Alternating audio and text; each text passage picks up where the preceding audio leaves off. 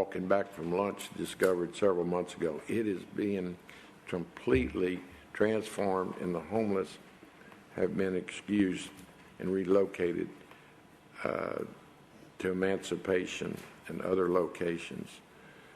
So it's a complex issue. It didn't get like this, but we're doing it in a humane fashion that is getting the recognition of not only stakeholders, but our clients.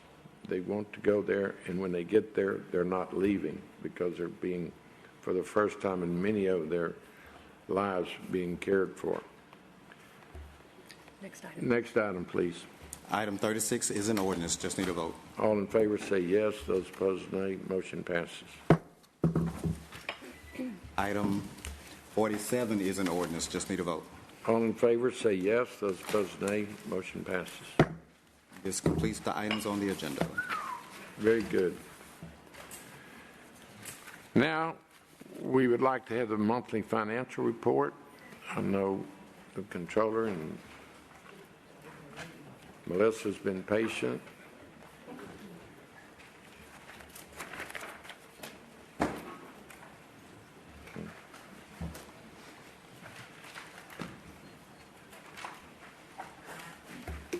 Took care of it.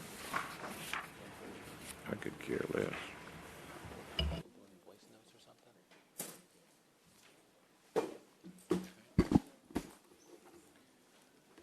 Good morning, Mayor, honorable members of council. I'm here today to present the monthly financial report for April 2026. Before diving in, I want to welcome and congratulate Councilmember Joe Panzarella. Again, congratulations. Everybody who's up here knows what it's like to be in the throes of a campaign and also knows what it's like to reach that exciting time of finally being sworn in again, and so welcome. I think we also all understand the feeling of the dog finally catching up to the car, and so know that, and I think I speak on behalf of all your colleagues, you know, we're here to support you, get you up to speed, give you any information that you might need, and so that pledge certainly stands from the City Controller's Office. So again, congrats. I also want to extend continued condolences to the family of Persia Conway,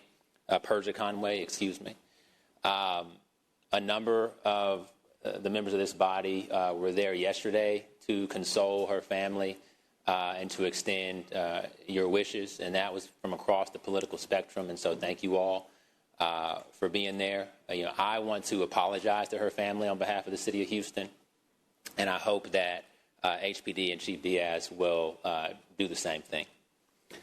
So now for the report. The Controller's Office is projecting an ending fund balance of $276.5 million, or 10.4% of expenditures less debt service and pay-as-you-go for fiscal year 2026. This is $23.5 million lower than the projection of the Finance Department. The difference is due to a lower revenue projection than Finance. Based on our current projections, the fund balance will be approximately $77.3 million above the city's target of holding 7.5% of total expenditures, excluding debt service and pay-as-you-go, in reserve. There have been no significant changes to our revenue and expenditure projections from the March 2026 report. We are likewise projecting no changes from the previous month's amounts in the Aviation Operating Fund, the Combined Utility System Fund, the Convention and Entertainment Operating Fund, the Stormwater Fund, or any of the dedicated drainage and street renewal funds. For our commercial paper and bonds, the city's practice has been to maintain no more than 20% of the total outstanding debt for each type of debt in a variable rate structure, which is in line with rating agency guidance of 25%. As of April 30th, 2026, the ratio of unhedged variable rate debt for each type of outstanding debt remained well below the 20% threshold. Mayor, members of council, today you're considering and offering amendments to the proposed budget for fiscal year 2027. Over the last several weeks, our office took the budget directly to Houstonians through the Reality Check Town Hall series. We educated residents on what was in this budget and what it would mean for their households. We gave them the opportunity to ask real questions, and we gave them straight answers. We met Houstonians across the city, from Homestead and Acres Homes, to Sharpstown and Gulfton, to Spring Branch, to Oak Forest, to the Museum District, to Sunnyside. I want to thank Councilmember Tarsha Jackson for sending staff to our first town hall at HCC North Forest.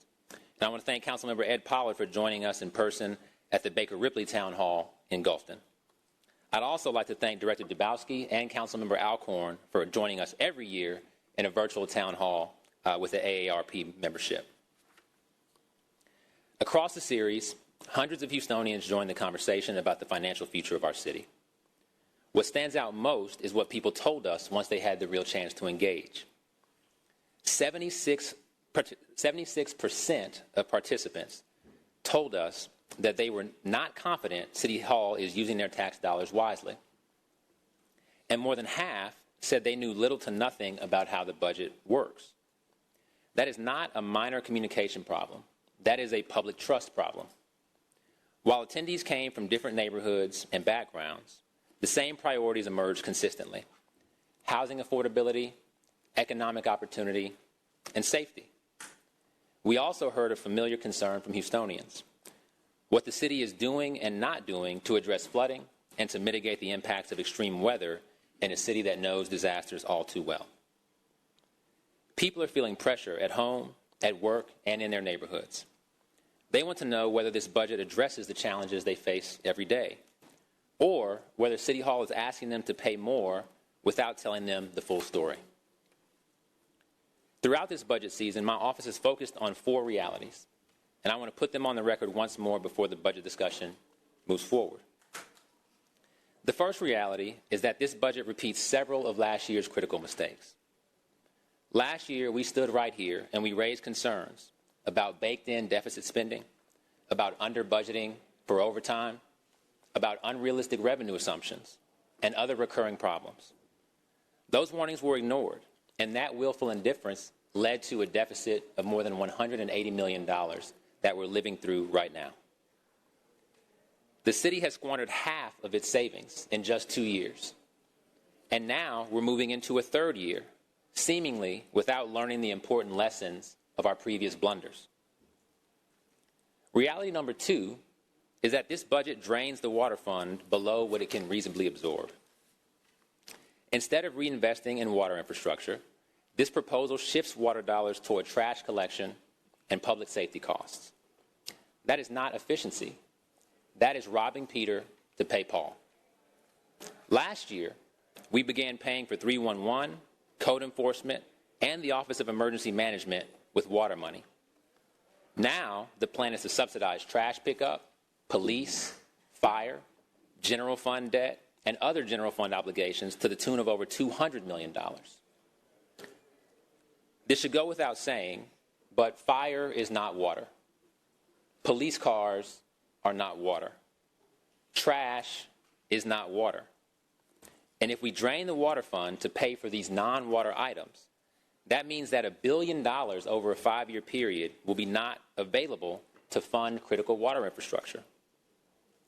This plan puts a lot on the line, including our bond ratings and the long-term reliability of the systems and infrastructure that residents depend on right now.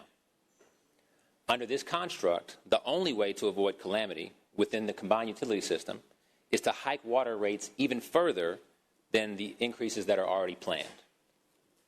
Which brings me to reality number 3.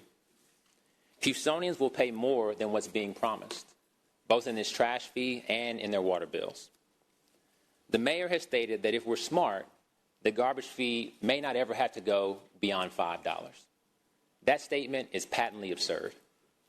The mayor's staff has claimed that trash pickup is going to get less expensive over time, ignoring the plain facts that, number 1, our solid waste workers are significantly underpaid. Number 2, the recently published solid waste study recommends purchasing over 200 vehicles and bringing on almost 300 additional staff. And number 3, that we continue to face issues of cost inflation across the board. I'll go back to the city's solid waste study. This study was hidden for a year, and it continues to be buried today. This study projects a cost of $46 per household by year 5, if we actually meet standards of trash pickup service and a clean Houston that Houstonians deserve. We need to tell Houstonians the truth about these costs now, so that they can begin to prepare for what is coming. Finally, we have reality number 4. The proposed garbage fee is a regressive tax. It places a heavier burden on working families who are struggling to make ends meet, on retirees, and on seniors who are surviving on a fixed income. On paper, a flat fee can sound simple because everyone pays the same thing. But in practice, this fee will charge the average Houston household 3 times as much as a property tax that generates the same amount of revenue. And that may seem minor right now because we're only talking about $5. But in the near future, when the fee is going to amount to more than $500 a year, that's going to be a real strain, and it's going to be incredibly painful for a lot of Houston households. To help residents understand what this fee means for them, our office created the This Fee is Garbage tool. What that tool shows is that every household with a taxable home value below $875,000 is going to be hit harder by a garbage fee than by other potential ways of generating the same amount of revenue. That is not efficiency. That is shifting the burden of the city's financial problems onto the people least able to carry it. Now let me address one point directly. Trust. Trust is currency in public service. It's all we have. This budget spends that trust without accounting for it. The people we met at our town halls told us that all they want is honesty. Houstonians are not stupid, and we should not treat Houstonians like they're stupid. They want to know that the decisions made in this room reflect the realities that they're facing, that they're living, and that they're experiencing every single day. Housing costs are going up. The cost of basic necessities are going up. And even those who can bear an additional monthly bill, with more on the way, deserve an honest accounting. And so these realities are documented. The math is available. Houstonians have been warned. You've now been warned. And now the choice sits where it belongs, with you, the duly elected members of this council, in public and with Houston watching. As you consider amendments and ultimately cast your votes, I urge you to do so with a clear understanding of both the facts and the people behind them. The responsibility entrusted to you is not merely to approve a budget, but to exercise sound judgment on behalf of those who are going to have to live with the consequences of your decision. Thank you for your attention, and that concludes my report. Next. Director DeBousky. Good morning. Oh. This is the Did you want to be recognized? After? Good morning. This is the 10+2 financial report for the period ending April 30th, 2026. Fiscal year 26 projections are based on 10 months of actual results and 2 months of projections. For the general fund, our revenue projection is $12.3 million higher than the adopted budget and about $100,000 higher than the prior month. The variance from the prior month projection is due to an increase in sale of capital assets to reflect higher than anticipated land sales.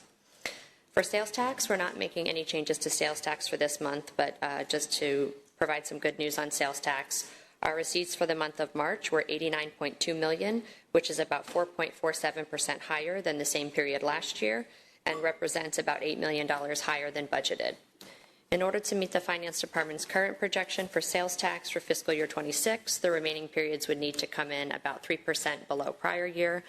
So we remain confident that our projection is still conservative for the rest of the year, but we'll continue to monitor and report monthly. On the expenditure side, we're not projecting any changes from the prior month for the general fund. So with the slight uptick in revenues, we're projecting the ending fund balance to be $300 million, which is slightly higher than the prior month and represents 11.3% of estimated expenditures, not including debt service and pay-as-you-go. On the enterprise, special revenue, and other funds, we're projecting no forecast changes to those funds as the controller mentioned. Just to touch briefly on the FY27 budget, although I know we'll have much more discussion next week at Council, we, as the Council members mentioned, and as the public mentioned, we've gone through quite a long budget process this year, thanks to Chair Alcorn and Vice Chair Castillo for chairing those budget workshops where each of the Council members got the opportunity to ask the questions of each department director. to talk not just about their budget, but about their performance measures in the budget and their operations of their departments. We know that there's a lot of detail. The budget book is very dense reading material, so our hope is that those budget workshops really get the chance to provide some dialogue and back and forth. The budget that we're proposing for fiscal year 27 is a result of a discipline sequence that we went through. In the previous fiscal year, we tightened spending. We talked to each of the departments, asked them what other additional efficiencies could they find. We know that those efficiencies that they find in their budget, based on these expenditure reduction processes we go through, is important. We need to make sure we're doing as much as we can with the resources we have. But we know that it's not enough to tackle the structural challenge that we have at the city. So this was our year that we really needed to move forward with bold budgetary measures, which we put out as part of the 5-year forecast presentation that we talked through in the BFA. Some of those structural constraints that City of Houston has ourselves in really put us at a disadvantage compared to our peers, both on the solid waste side and the right-of-way side. We've talked about and laid out in our presentation, and the Controller's Office also did some work on this last year in their presentation to BFA on what some of the other cities around the state and the country are doing. We know that we were an outlier on solid waste and on the right-of-way. We know that on the concept of the right-of-way, it's something that all other major cities are doing, and the city has truly been behind on that. It's a new concept for the water and the wastewater system, but it's a familiar concept to all the other utilities in the city. Our electricity utilities that service our citizens, our natural gas, our cable TV, telephone utilities, they all pay a similar type of fee called a franchise fee. And so it is new, it is a structural change, but we're at the inflection point in our budget where that structural change is truly needed. And so we believe that the proposed budget strikes a balance between tackling our structural challenges and also considering affordability for Houstonians. We believe that starting with the $5 administrative fee is a starting point to minimize the household shock, right? We were very transparent that this does not cover the full cost of service. We know that. We need to continue to drive efficiencies in the solid waste operations and really try to moderate what's affordable for Houstonians and what's needed to perform those services. And so those items are really important for us to move forward with the budget without raising the property tax rate. And I know that was mentioned at the hearing this morning. That's something that the administration has been clear about, is that we're not looking to increase the property tax rate with this budget, and so really trying to take a measured approach. And that concludes my notes. Thank you. Very good. Thank you. Councilor Pollard. Thank you, Mayor. I have questions for you both, so thank you for your presentation. Director, we'd like to get your response to the Controller's number of $1 billion over 5 years related to water cost that will come out of the CUS based on the proposed budget. Then I want you to touch on the 5-year forecast, which what I always try to look at. In your 5-year forecast, you show that our deficit goes down in this fiscal year, but starts to creep back up over 5 years. And want to know why, or what reasons why that can't remain flat. Why do we go down and then start to creep back up? And will that put us in the same position that we've been in historically? So if you could touch on that. And then finally, regarding the property tax cap, there's always been discussions about, we should lift the cap. We're under such a burden, but we're not even reaching the cap this year. Why not reach the cap so that that additional $20 million that can come from that can go to the general fund for services that go right back into the community? I think you had mentioned before that it would only be 1 penny to do that. So what's the rationale behind not at least going to the property tax cap? Because I think to play devil's advocate, if you don't utilize that when you can, it's hard to use the argument that you should lift the property tax cap when you're not even meeting the maximum that we're under right now. Mm-hmm. So on the property tax cap, the administration has been clear that in the last fiscal year and this fiscal year, we want to keep the tax rate flat at 51 cents. So whatever property tax revenue growth we see is going to be really based on valuation growth or new properties built at the city. The administration feels it's important for affordability, hearing from the constituents that their property tax bills have gone up and have been going up. And so that's really the rationale for not setting a property tax rate that may, fully collect the cap, like you mentioned, about $20 million. On your question about the budgetary gap and the 5-year forecast, there was a slide in the 5-year forecast, slide 51, that shows what the projection for the budgetary gap by year 5 was. Absent these structural changes that we're making or proposing to make as part of the FY27 budget, that budgetary gap would have been, like you've been asking for months, maybe longer than months, between $400 and $500 million by the time you get to year 5. So by moving forward with these structural reforms, you're correct, it doesn't wipe out that deficit, but it really resets the baseline to something that's, something historical that we can tackle. So looking out at year 5, at the time of the 5-year forecast, we were projecting without these structural reforms that the gap would be in excess of $500 million. So now this would drop it down to, in the $100 to $200 million range, again, by year 5. But that would put us back in the same situation that we're in today. So even though you have cut down from astronomical levels, we still put ourselves back into today, which today we're in the largest deficit in the city's history. And I think what we've talked about in this budget is that this is not I would like to say it's not a perfect budget. I think it's a nearly perfect budget. But, going out into the out years, we know we still have more work to do, right? We know that we have challenges with growth in expenditures, and at the same time, revenues that aren't growing by as much as expenditures are growing. That $1 billion figure that Controller mentioned? I think I'll have to probably connect with his team on that to understand the details of it, but definitely want to do that before next week. And for the Controller, what was the estimated deficit that was proposed in this year's budget when it came forth? So when the mayor first proposed the budget last year, I believe the deficit that was baked in initially was around $100 million.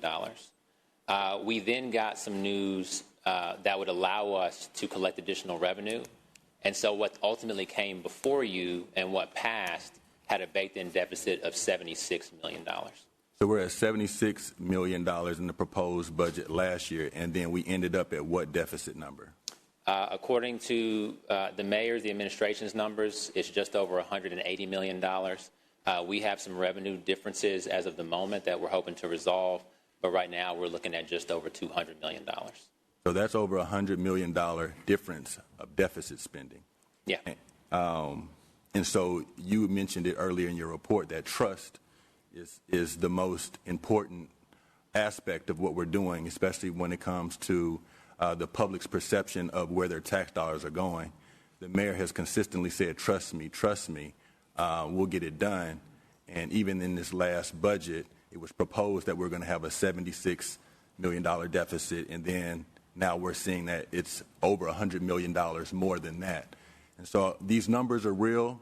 These numbers come from the residents of the city of Houston. When we don't stick to the budget, and that's been really my main issue, is that we go through all this process, and then we have a budget in place, and we put numbers next to the line items for those projected costs. We build in contingencies, but then we still go way over budget. And so the overspending is how I think we put ourselves in these situations. And I think the overspending and the culture of overspending has to change if we ever think that we're going to get a truly structurally balanced budget. Because if we don't change that culture of overspending, then we go through this process all the time where the numbers look decent on paper at the very beginning, and then at the end of the year, it's a different reality. And I would say to that, the expectation is certainly that the departments operate within their budget.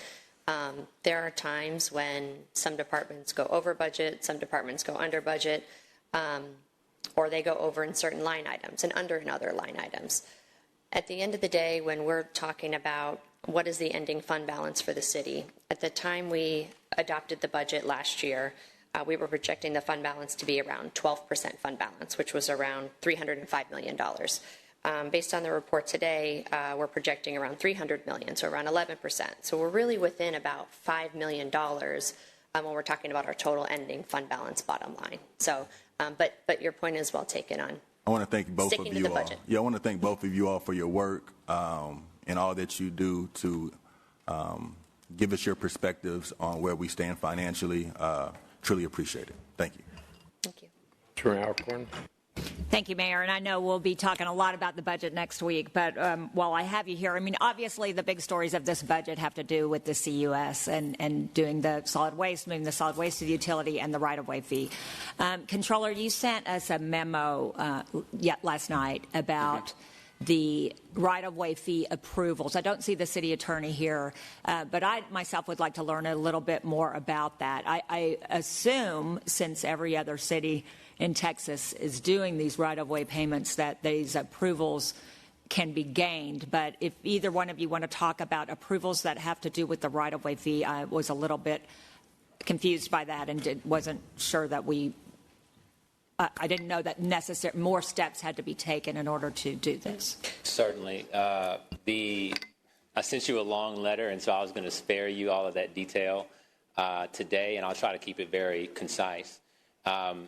In short, there's a disagreement between the Comptroller's Office's view and the administration's view on if we yet have the permission, the approval of our bondholders to take on this right-of-way fee.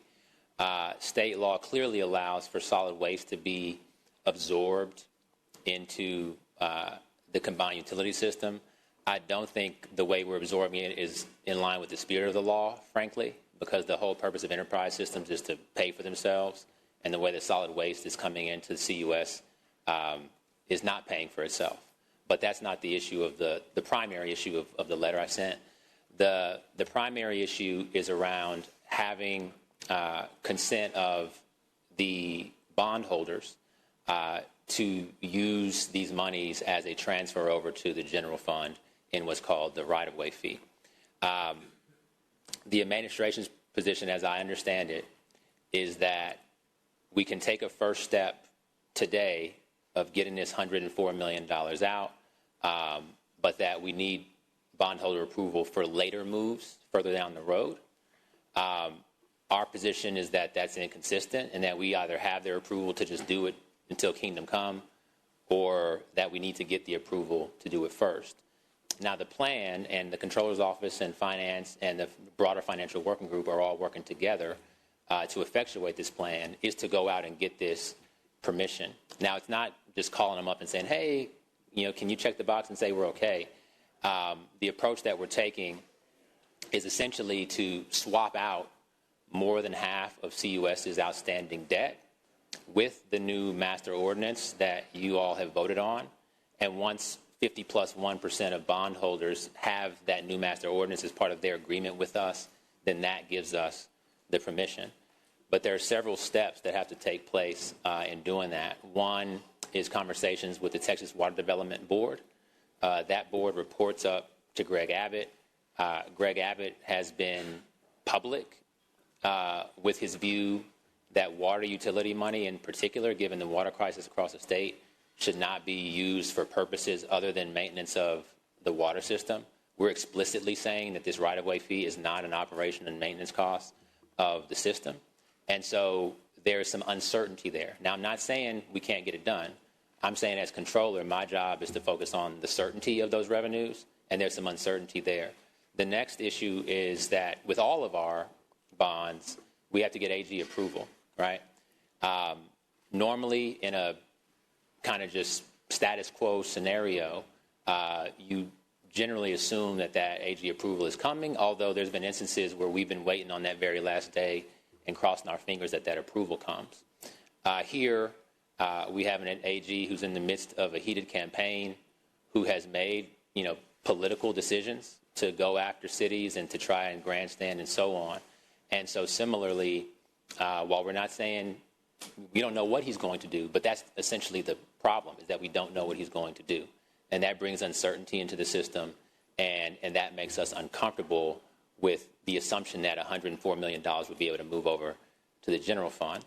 The reason I was able to certify anyhow, and this is in the yeah, because nothing goes down. I read the whole manual. Well, I was mainly just asking about those approvals, and would like to ask the city attorney if I could just finish. Sure. I do think the last piece is important, just for you to know, for those who haven't read the 4-page letter.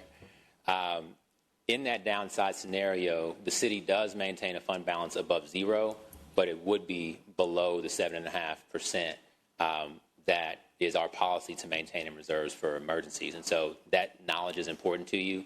But even in those projections, we would have above zero, which would allow me to certify despite our reservations. Got it. Thank you. And so I guess what I'm getting at, these approvals, well, I guess I need to ask the city attorney or the director or somebody that knows more about this than I do. These approvals we expect to get, correct? Yes, we traditionally have. It's our expectation. We've also checked with our outside counsel on this too, and our financial advisors. And I'll agree that this is all fine. Yes. Okay. Thank you very much. And together with that big story, we're all concerned with the state of the combined utility system and the reserves. I see Councilmember Peck has an amendment having to do with the health of regular reporting on the health of the water sewer reserves. Of course, that's a concern for all of us. We want to honor the consent decree. We want to keep our eye on water rates. We want to, I've asked for some modeling of the reserves over the next 5 years, and hopefully we'll be getting that soon. There's some, we do have growth in the city that adds to that, adds to that fund.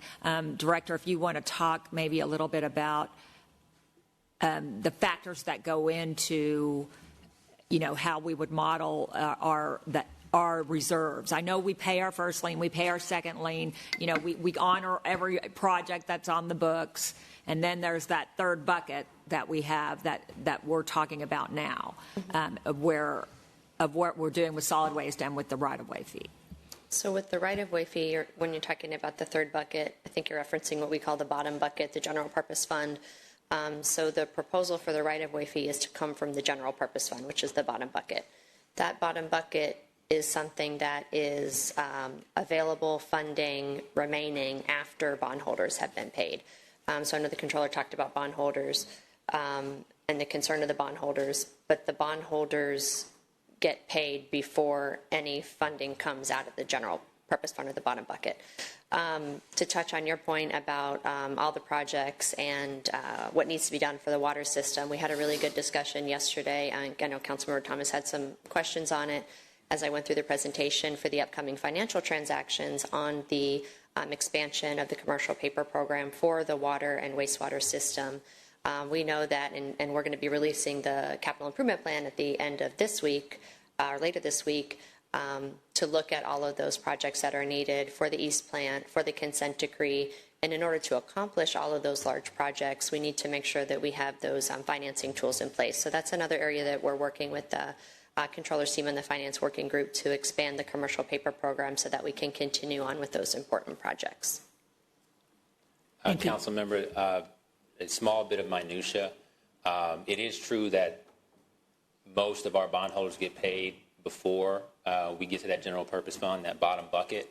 However, some of the Texas Water Development Board's bonds are paid out of that bottom bucket, which is the same bucket that this right-of-way fee would be coming from.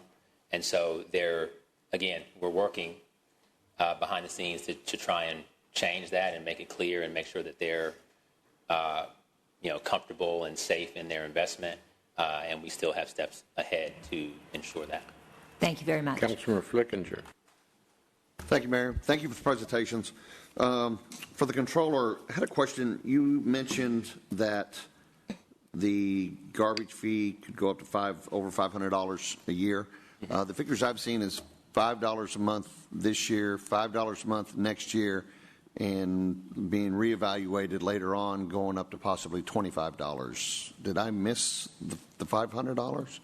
Yes. So if you pick up the city's official solid waste cost of service study that was issued, I believe, on May 4th of this year, it lays out what it costs to provide these services. And it gives you a look at what it costs if we just kind of do nothing and don't fix solid waste. And then it gives you another look if we start to actually invest in solid waste and do things like actually pick up illegal dumping and so forth. On that second group, if we're actually doing the job that I think Houstonians expect, that cost would be $31 per household right now. Now, that is our cost, right? What we charge them is a choice, and you're going to make that choice here. Okay, but nobody's proposed billing back the entire cost, correct? I mean, we don't bill back the cost today, do we? The way that money works is that it has to come from somewhere. And so to fund the cost of picking up solid waste over time, we are eventually going to have to charge them what it costs. Okay, but the money comes from somewhere today, correct? Today it comes out Yet of we don't the charge them the Today it comes out cost. of the general fund. Okay, What's being proposed is now it's going to be over in the combined utility system. so is the there a combined requirement to utility system- charge the cost of service? Can I finish, council member? Sure. Okay. The combined utility system, when it sets its water rates, those rates are based on what it takes to operate and maintain the system. It's not supposed to turn a profit, and it's not supposed to come up short. That's the point of the studies that we do to set the rate. So if we're operating the water system in such a way that we operate and maintain it, right, and we're spending that money on water, it will no longer have money to subsidize solid waste. If there's no longer a subsidy to solid waste, we then have to charge people what it costs to serve them. And so if the cost is $31 today and rises to $46 in 5 years, we're going to hit the reality that we have to charge them what it costs so that the combined utility system and the solid waste system within that do not go bankrupt. Does that make sense? But whether or not the cost is being subsidized through the general fund now or through the water fund, it's the same amount of money. I mean, we're not charging back the entire amount today. We're not proposing to charge back the entire amount tomorrow. So previously, we have been charging the entire amount back to them through their property taxes and the sales taxes that they pay in the ways that we fund the general fund. Because you've been unable to figure out how to really pay for it, we've been doing record deficit spending for 2 years. Now, one of the proposed gambits in this budget is to move solid waste over to the combined utility system. So now the property taxes and the sales taxes and the other franchise fees, et cetera, will no longer pay for it, but now water money will pay for it. So essentially, water instead of money being is not subsidized out of the general fund bucket, it's being subsidized out of the water bucket. It was being paid for with general fund money, yes. Now we're starting what in year one is $100+ million subsidy for solid waste with water money. That money will run out. And so when it runs out, you have to charge people what it costs because you can't subsidize it any further when the money runs out. Does that make sense? It makes perfect sense to me. But what I'm Okay. saying And is so the the money's being cost- subsidized out of one bucket versus another bucket. And all you're changing is the buckets. Council member, do you think that well into the future we can continue to subsidize solid waste to the tune of $100 million without actually charging people? You'd have the same issue if you didn't move it into the utility system. I mean, whatever the costs are, the costs still are. The issue on the property tax side, on the general fund side, would be yes, you would have to find general fund sources of revenue to pay for it. We abandoned that responsibility with this budget, and we said now we're going to kick it over to the water fund. The water fund money is going to run out. It cannot sustain the $100 million subsidy because that $100 million is supposed to be going to water infrastructure. As opposed to the general fund revenue running out. It's the same either way. Whether I pay it out of my checking account or pay it out of my savings account, the cost doesn't change. It was a major problem when we were running record deficits in the general fund, which we are today, and it's a major problem when we're going over to the CUS system subsidizing it to the tune of $100 million, telling people that we may never have to raise this fee beyond $5 when we know that that's not true because the money's going to run out and we're going to have to charge them what it costs to cover the cost of service. So essentially, nobody's proposed raising it to $50, correct? The facts are that it costs that much to provide the service. But the fact is, nobody's So proposed raising it to that. charge them that eventually to keep the system from going bankrupt. Okay, I don't thank you. understand what's being missed here. Councilman Flickinger, there will be no raise until this council votes it. And the water fund has $1.5 billion and is growing in large amounts. So we're using Houstonians' money to solve a problem. Thank you. Thank you, Mayor. I appreciate the dialogue. And I could spend the rest of the day correcting misinformation. And I saw the letter. The letter is so critical. And the discussion you've had today, it amazes me. One, you haven't submitted a plan, but you did agree to certify our plan. So we appreciate you being here. A lot of hard work went into this, and it's gotten overwhelming support across Houston because it's not the final solution. We are going to be working with the county, the state, and the federal government for additional resources. Property taxes, you pay them whether you make any money or not. So there's a lot of good policy that could be brought to our attention. But I want to thank the council members and Houstonians that have stepped forward to not play politics, but to solve a very needy challenge that has been in existence for as long as anyone can remember. This is a foundation, and it's legal. It's going to be approved. Every city, major city in Texas is using it. For your discussion, Chicago pays and charges $9. Chicago charges $9 because they don't charge the actual cost of garbage pickup. It is supplemented by their property tax, corporate taxes, and other items. So it's easy to come up. We've all admitted the budget's not perfect, but certainly it's a first start that Houstonians understand. And it's a shame that it is being so politicized because it's literally people's lives and deaths. Mayor, I'm proud of it. We had a lot of support, and I'm ready to move forward. Mayor, do you believe the garbage fee won't be raised beyond $5? Councilmember Davis. Thank you, Mayor. I just thank you both for your presentation, but I just wanted to, for clarity purposes, I read your letter, Brother Controller, and it's certifying it. Thank you. I just wanted to make sure, but you don't suggest that there's anything as the strategy, as you stated in your letter, the strategy concerned that is anything that's not legally accepted under the Attorney General rep. You spoke of that in the letter. So you're not. The transfer of solid waste into CUS is legally allowable from what I can read. The right-of-way fee and getting the necessary approvals, in my opinion, is uncertain.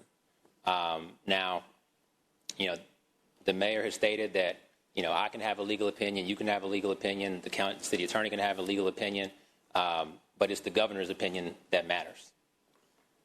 Here, we haven't got the approval from the Texas Water Development Board that reports to the governor, and we are going to work to get that, but it is uncertain that we will get that, specifically because the governor has called out this maneuver of moving water utility money over into the general fund as something that he wants to address as a top priority of his. And so that's where the uncertainty comes from.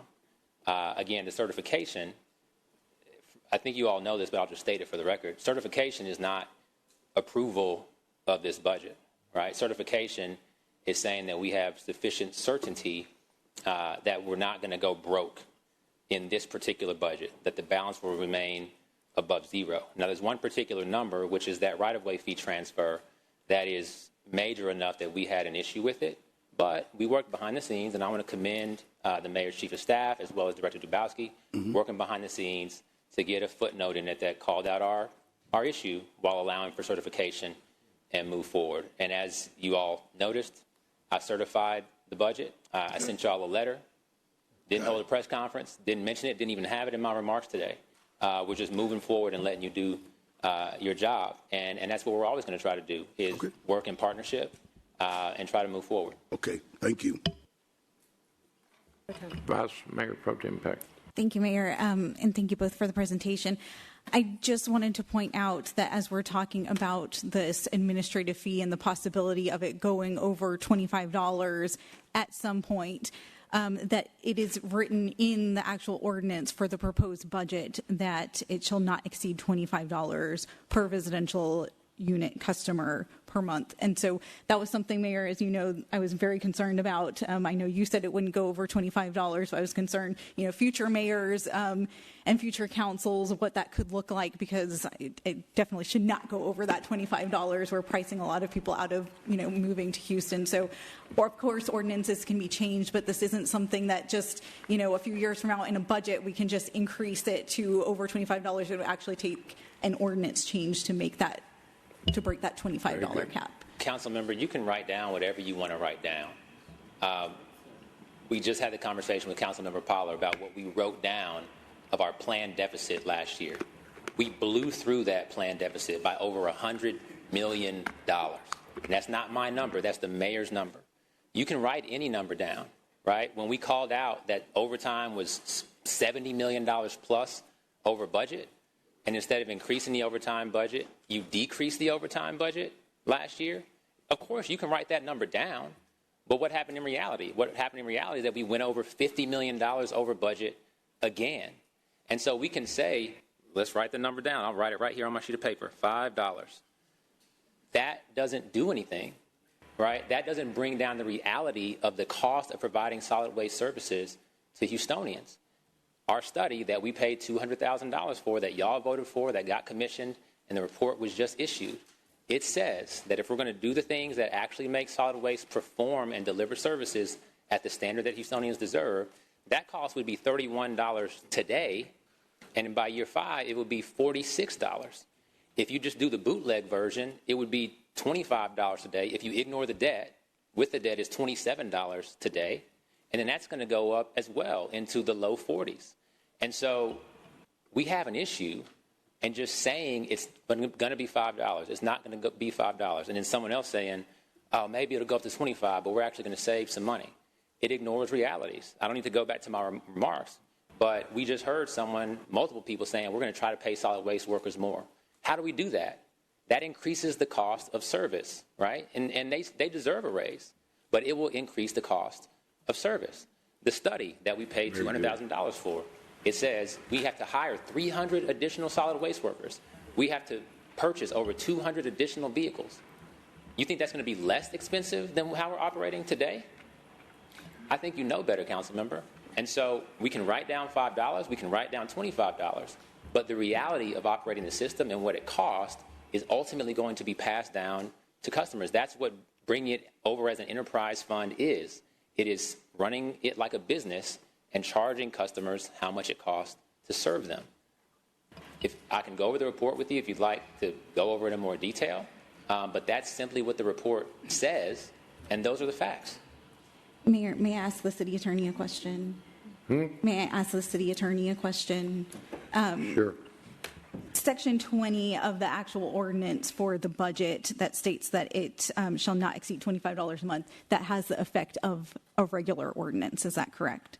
That's correct. Okay, so we would have to change the ordinance in order to go above Change that $25. limit. Thank We're you. going to take it under advisement. We got to move on. Councilman Pollard. Thank you, Mayor. To follow up on Vice Mayor Pro Tem Peck's question, my question is for the director. If we have an ordinance in place that states that we can't go above $25, but the actual cost of the service is $31, and we want to meet the cost of that service, where would that additional money come from? So periodically, the city does cost of service studies and evaluates what the cost to perform the service is. And the cost of service study can calculate the cost that it would to perform that service. The city can choose to not increase the fee to that full cost. So that's what's happening throughout all fees. But my question is, let's say we got to $25 and we can't go above it based on the ordinance, but the real cost of service is $31 to actually do the work adequately. Would we then have to subsidize that additional $6 from somewhere else if we wanted to maintain that level of service? So the $25 doesn't change. However, the money has to come from somewhere to meet that level of service, correct? I think that the future figures are speculative. Yes, there are other things that we've talked about, though, in the solid waste operations. For example, the efficiency of the transfer stations. So there's going to be a large capital improvement project that you're going to see in the CIP when it's released later this week, referring to rebuilding an entire transfer station so that the trucks don't have to drive halfway across the city to... Understood. I was just trying to make the point that just because the residents don't pay over $25 for a fee based on an ordinance, if we want to maintain a certain level of service at that price point, the money has to come from somewhere. Yes, and I think it's incumbent on us to make sure that we are operating efficiently, which I think we can all agree that our current operations are not efficient. Thank you. Thank you. The fact is they're getting the services now at no cost, no fee to them. So it does have to come from somewhere, just like parks and libraries. It's called government services. With that said, thank y'all. Is there a motion to accept the report? I move to accept the monthly financial report dated April 30th, 2026. Appreciate it. Second, Castillo. All those in favor say yes. Those opposed, nay. Motion carries. Pop off. Members, I've got to speak at the George Brown, and I'm going to leave it in good hands of the Vice Mayor Pro Tem.